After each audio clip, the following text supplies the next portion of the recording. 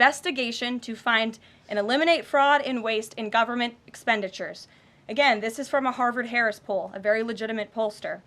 76% of Americans support closing the border. 69% of Americans support President Trump's common sense efforts to ban men from women's sports. As you all know, we celebrated that executive order at the White House a couple of weeks ago. 65% of Americans support the president's efforts to eliminate all preferences by race in the hiring and awarding of government contracts, which is another pledge that DOGE is working hard to fulfill. And 61% of Americans, vast majority, support the president's plan for reciprocal tariffs to ensure that other countries are treating us the way we have always been treated. Despite what many Democrats and media members want you to believe, the Trump agenda is not only necessary, but it is overwhelmingly popular. Why? Because it's driven by common sense.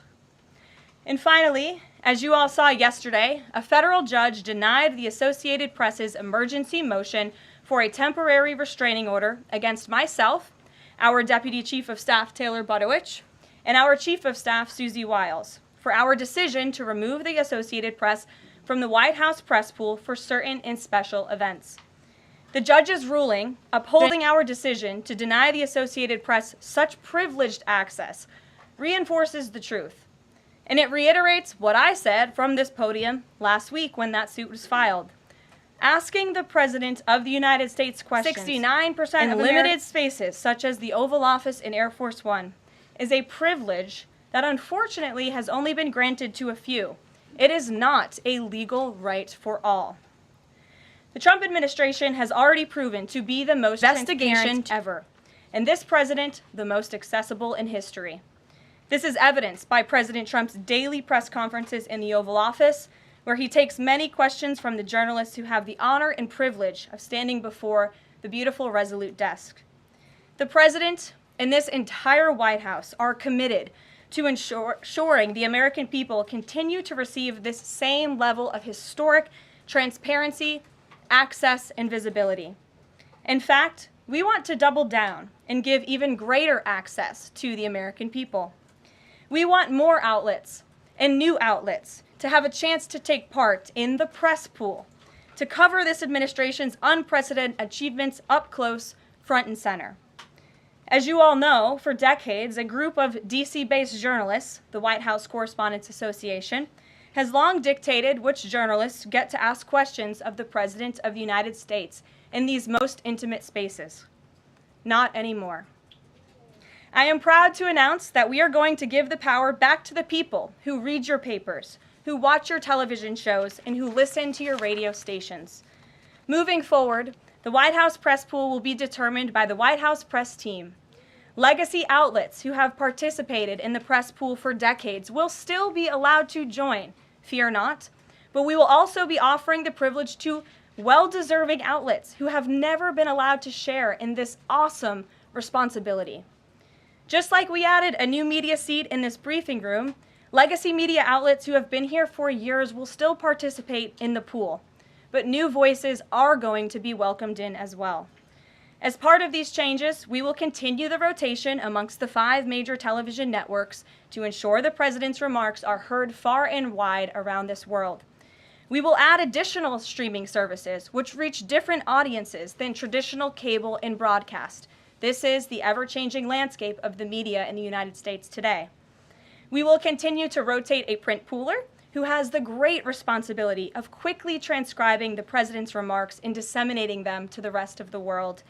And we will add outlets to the print pool rotation who have long been denied the privilege to partake in this experience, but are committed to covering this White House beat. We will continue to rotate a radio pooler and add other radio hosts who have been denied access, especially local radio hosts who serve as the heartbeat of our country. And we will add additional outlets and reporters who are well-suited to cover the news of the day and ask substantive questions of the President of the United States, depending on the news he is making on that given day. This administration is shaking up Washington in more ways than one. That's what we were elected to do. As I have said since the first day behind this podium, it's beyond time that the White House press operation reflects the media habits of the American people in 2025, not 1925. A select group of DC-based journalists should no longer have a monopoly over the privilege of press access at the White House. All journalists, outlets, and voices deserve a seat at this highly coveted table. So by deciding which outlets make up the limited press pool on a day-to-day basis, the White House will be restoring power back to the American people who President Trump was elected to serve. So in that note, in our new media seat today, we have Shelby Talcott, who is a White House reporter for Semaphore. In 2022, Semaphore launched as a global digital news platform with the aim of bringing meaningful innovations to the news industry. Today, they have nearly 1 million newsletter subscribers spanning 11 separate editions.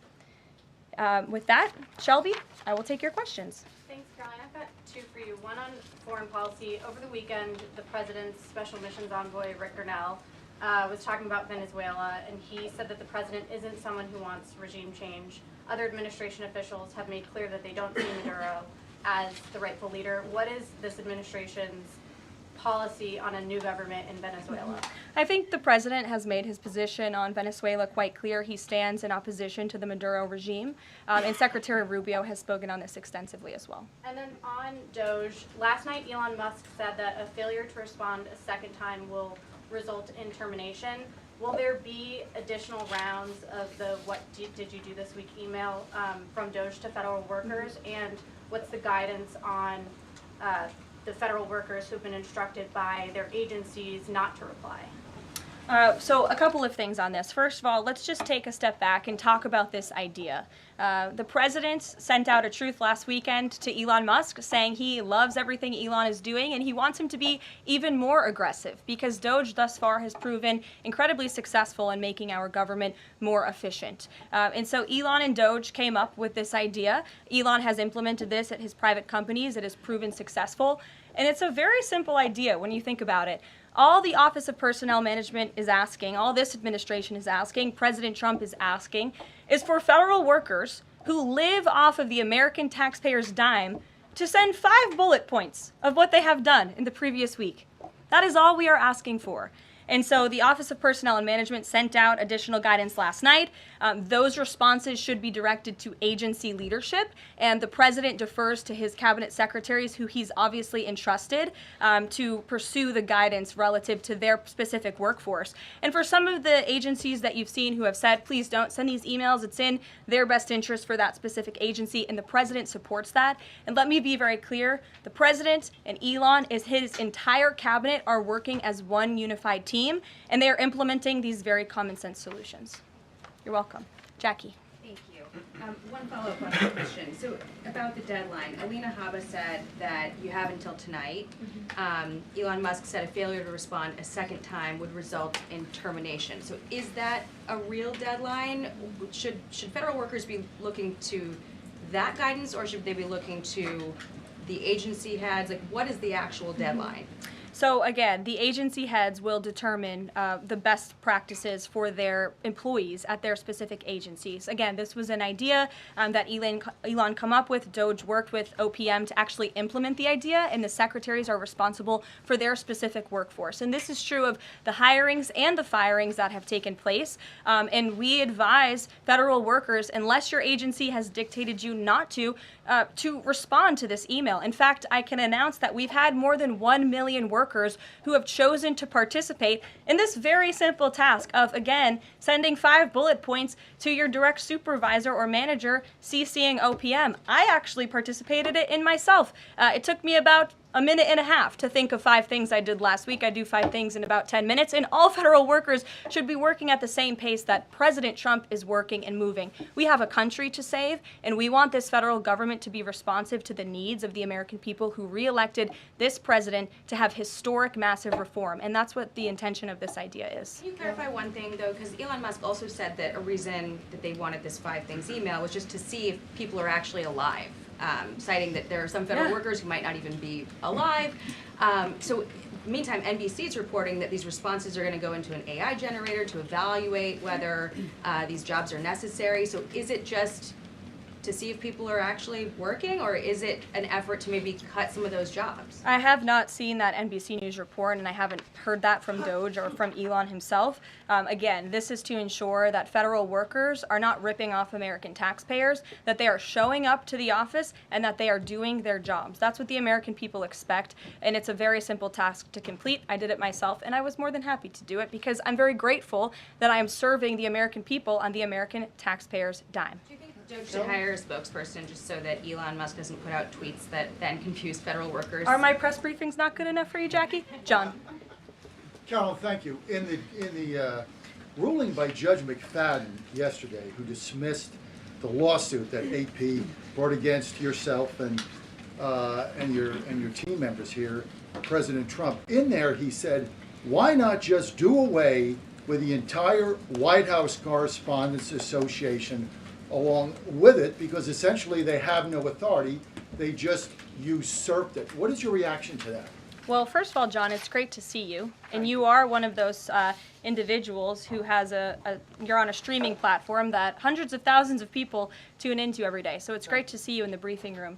I did address that actually in my opening remarks by announcing that the White House press team in this administration will determine who gets to enjoy the very privileged and limited access in spaces such as Air Force One and the Oval Office. There are, as you know, look at this room, hundreds of journalists who show up to this building every single day and are not granted that luxury of flying on Air Force One and asking the President of the United States questions. And so we want to ensure, again, everyone has a seat at that highly coveted table. But alas, the legacy media outlets who have been doing this for quite some time and have invested resources into covering the White House, their spots will remain, just like they have in this briefing room as well.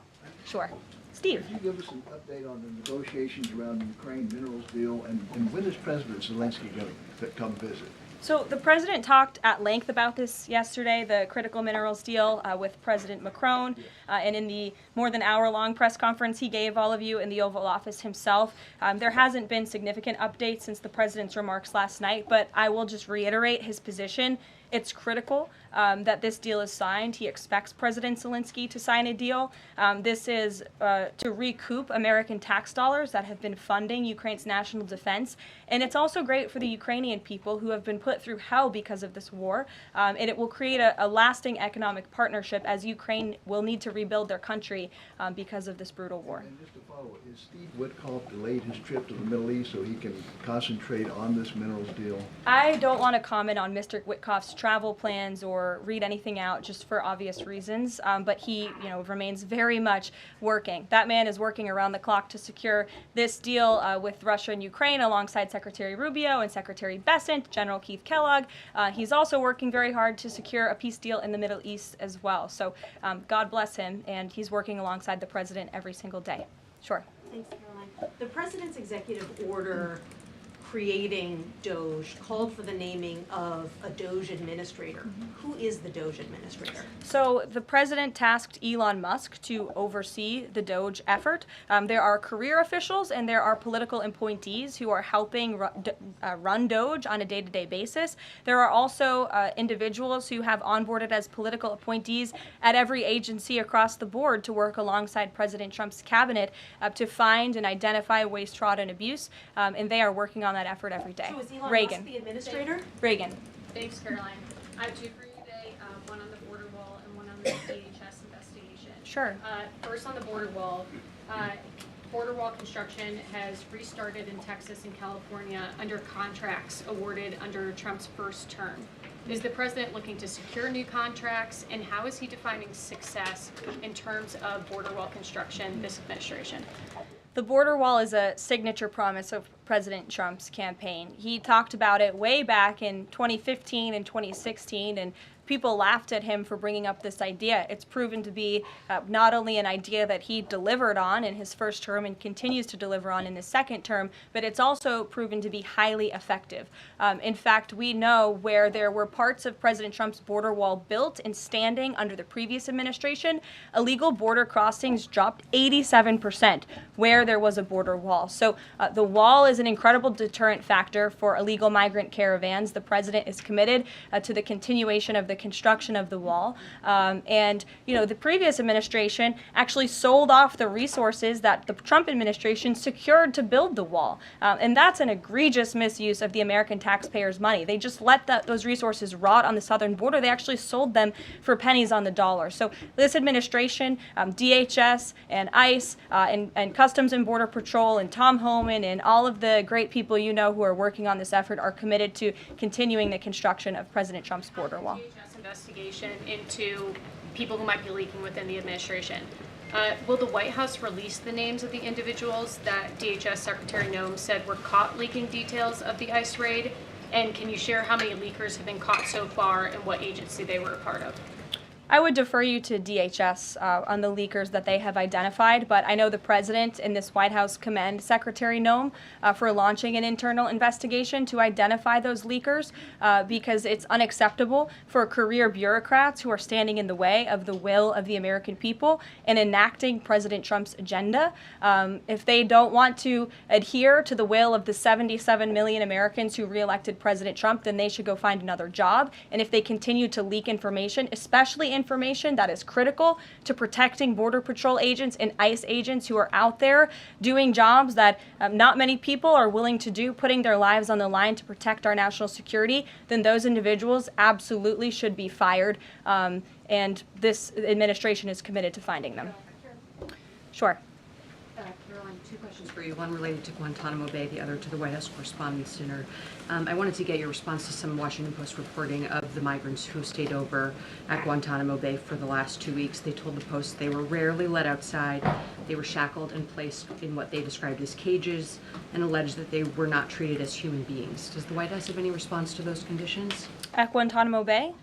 It's a promise the president campaigned on, that if you invade our nation's borders, if you break our country's laws, and if then you further commit heinous, brutal crimes in the interior of our country, like raping and murdering innocent, law-abiding women and girls, and committing heinous acts of violence, then you are going to be deported from this country, and you may be held at Guantanamo Bay. These are criminals we are talking about. Don't forget that. Sure.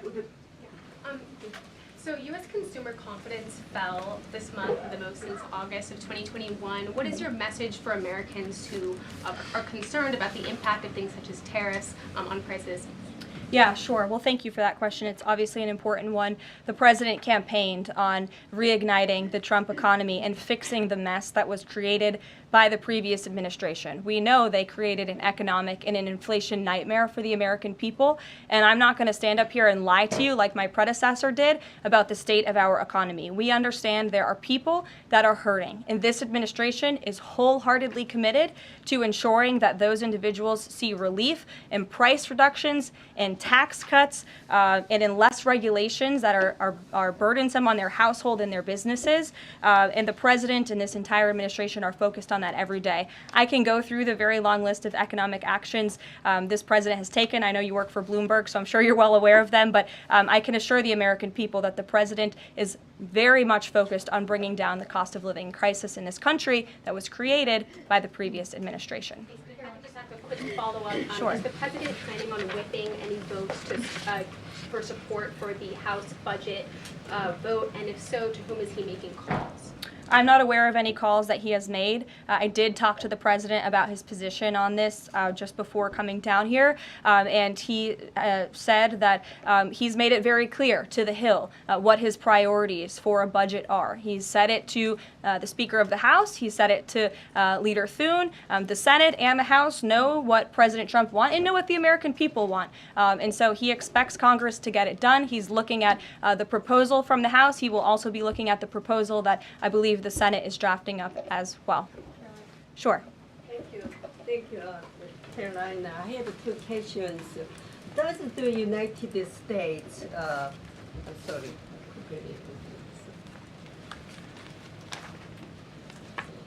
Well, why don't you identify your question and I'll come back to you. Sure, go ahead. So, what guarantee that Israel will withdraw from Lebanon soil after 2 weeks, as the ceasefire terms indicates?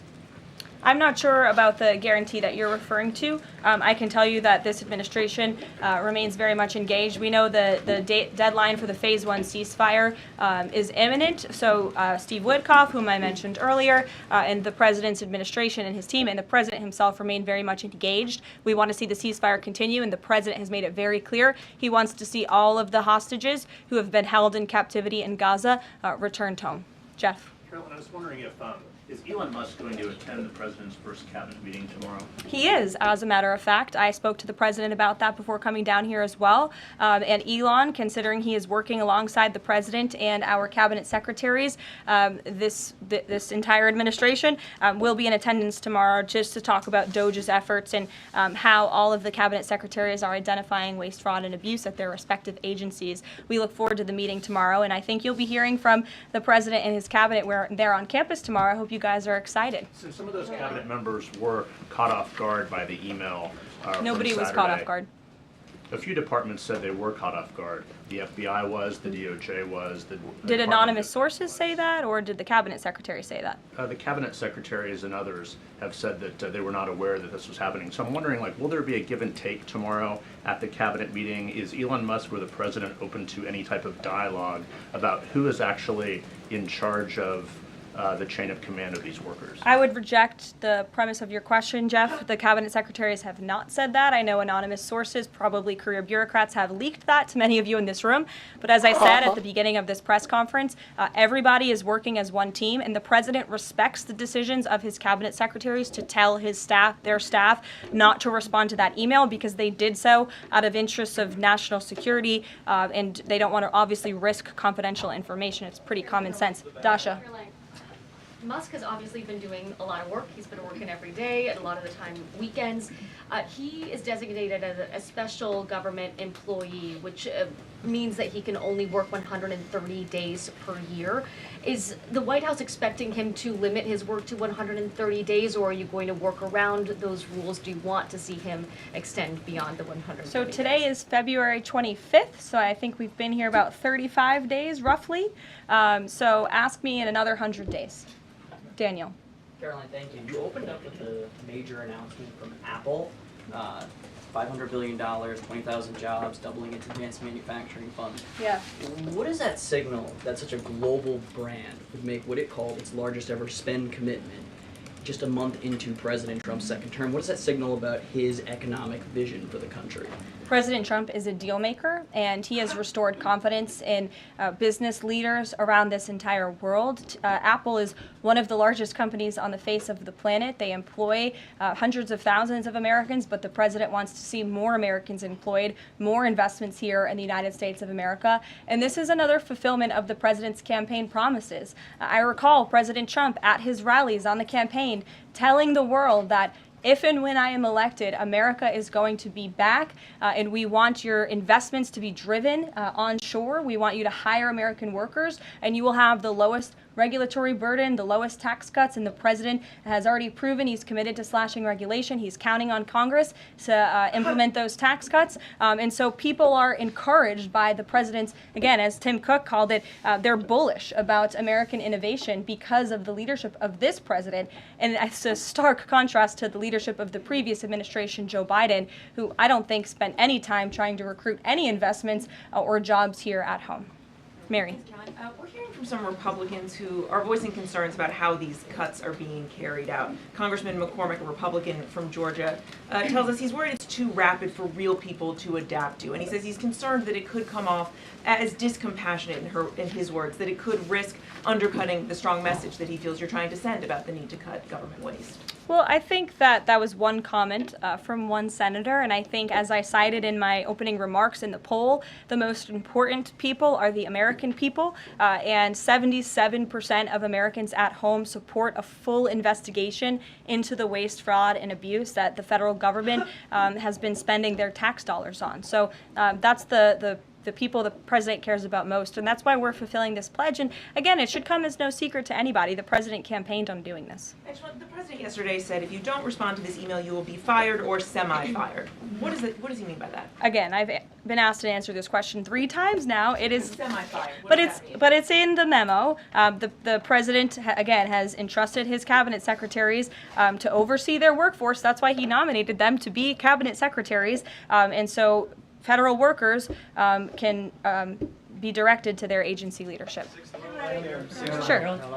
Great, thanks, Caroline. I wanted to ask about a federal judge yesterday was saying that they didn't know who the DOGE administrator was and was asking the lawyer for the administration who it was, and the lawyer responded, I don't know the answer to that. Can you tell us who the administrator of DOGE is? Again, I've been asked and answered this question. Elon Musk is overseeing DOGE.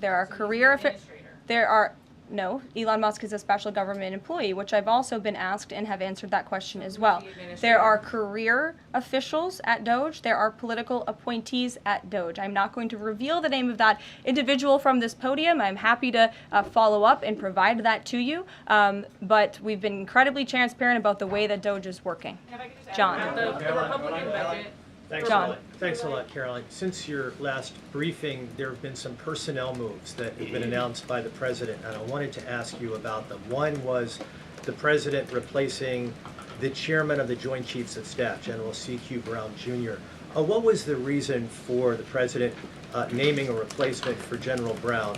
And then I'll follow up with another personnel announcement that's been made over the last few days. He thinks he's doing a bad job, and it's time for a shakeup at the Pentagon. They failed 7 audits in a row. The trust in our United States military amongst the war fighters is low. The president is shaking up the Pentagon and the Department of Defense, of course, with Secretary Hegseth leading, and he has the right to do that. It's actually quite common from administration to do such a thing. The president, when he swore him in as the Chief of Staff for the Air Force, called him a great man and a great gentleman. Does he distance himself from the remarks that he made back in August of 2020? I think replacing him speaks for itself. James. There's one other one, if I'm sorry. Thank you. On the FBI, the president also announced a new deputy director of the FBI, Dan Bongino. From what has been reported, and maybe this is not accurate reporting, you can tell me, the FBI director, Kash Patel, informed Republican senators that it would be an individual named as the deputy who was a special agent currently at the FBI, and of course Mr. Bongino is not. What was the reason for naming Mr. Bongino to this position, and was Mr. Patel not correct in making that assurance to those senators? I'm not sure if anybody in this room has listened to Mr. Bongino when he talks about the past corruption at the FBI, when he talks about his experience serving for the United States Secret Service. This is a man who loves his country and who has honorably served our country in ways that many people have not. He understands the depth of the corruption at these institutions, which the American people re-elected President Trump to shake up. And I think it's quite despicable to see many networks in this room who have had chyrons on their television screens labeling Mr. Bongino as a far-right podcaster. He is not. He is a former law enforcement agent. He is a former Secret Service agent who put his life on the line to protect this country, and that is why the President of the United States has entrusted him for this important role. He's also an outsider to this Washington swamp, and we often see that when outsiders are appointed to such coveted positions, a lot of people in this city get very, very nervous, and they should be, because Dan Bongino and Kash Patel and Attorney General Bondi are focused on rooting out the corruption at these agencies and ending the weaponization of government once and for all. I'd like to end with something. As you all know, you know what, James? I'm feeling generous. Go ahead. I will take it. Thank you, Caroline. Sure. I wanted to ask Don't make me regret this. I wanted to ask about the Macron visit and the Russia-Ukraine talks in general. Sure. It's pretty clear to my eye that President Macron was performing a kind of delicate dance, lavishing praise on the president while seeking in his own remarks to try to bind President Trump to positions and even specific language that the president has not committed to heretofore.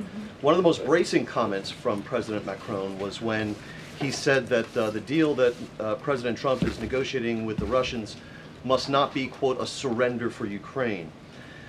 all of the public points that we have heard from President Trump, from Secretary Hegseth, and from other administration officials talking about these negotiations have averred to, quite openly, to concessions from the Ukrainians that will have to be made.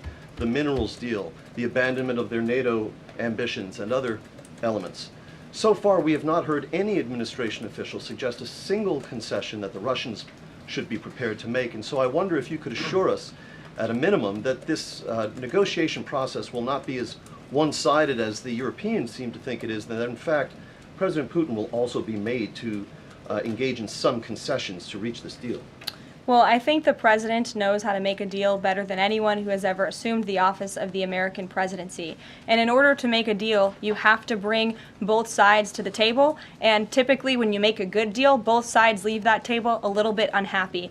I'm not going to outline the concessions that the president and his team are engaged in discussing. These are obviously ongoing negotiations, and it would be unwise of me to impede them from this podium. But the president has made significant improvements in ending this conflict. He is committed to seeing an end to the war. He wants to see the bloodshed and the killing stopped. He wants to stop seeing young men being killed and slaughtered. This has been going on for far too long. The president inherited this mess because of the incompetence of the previous administration, and he's committed to fixing it. And he's made, some of those concessions clear, but I'm not going to get ahead of him on additional ones. But he is wholeheartedly committed to striking a peace deal in Russia and Ukraine, also in the Middle East. Thank you very much, guys. Good to see you. We'll see you later. Thank you.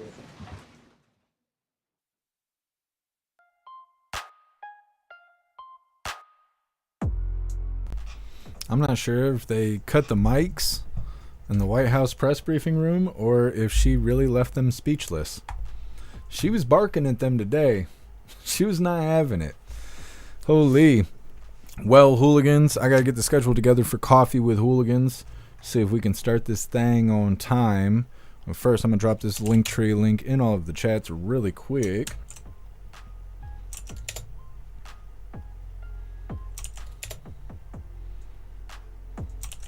Kick changed their whole platform around, and I do not like it. What's up, Scott Johnson? Happy freedom to you. Alright, Hooligans, there's a Linktree link where all of my links are listed. So if you'd like to make donations, join membership programs, or purchase any merch, I would really appreciate it. All of your guys' contributions keep us running every day except for Sunday. Just got to have a day to recharge those batteries. Like I said, go join Discord, go join jeffmaclive.com, go join Telegram if you're just looking for notifications. But either way, go do the thing, go down the list. I'm going to make the schedule. I'll see you guys like an hour and a half. Either way, make your way back to me. See you soon.